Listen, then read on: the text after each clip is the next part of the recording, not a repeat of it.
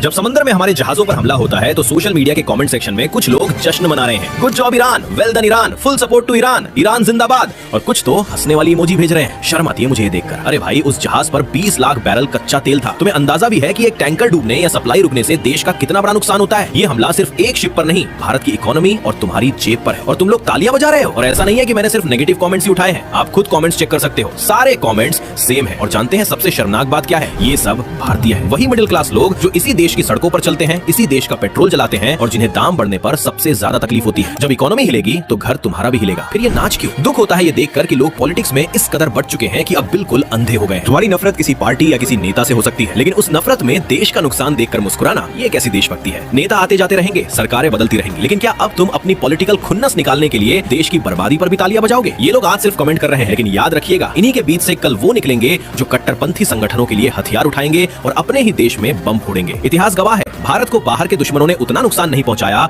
जितना हम अपनों की गद्दारी की वजह से पीछे छूटे हैं। आतंकवादी दो तरह के होते हैं, एक वो जो बंदूक उठाता है और दूसरा वो जो कलम या कीबोर्ड चलाता है। एक खून बहाता है तो दूसरा उस खून को सही ठहराकर उसे साफ करता है। लेकिन ये कीबोर्ड वाले आतंकवादी ज्यादा खतरनाक है। ये छिपकर वार करते हैं। इन्हें ना बंदूक मार सकती है न मिसाइल। अगर सोशल मीडिया पर बैठी इस नफरत को आज नहीं रोका गया तो याद रखना, दूसरा पाकिस्तान बनने में हमें ज्यादा वक्त नहीं लगेगा। अगली बार कमेंट करने से पहले सोचना कि तुम देश के साथ खड़े हो या हमलावरों के साथ। जय हिंद।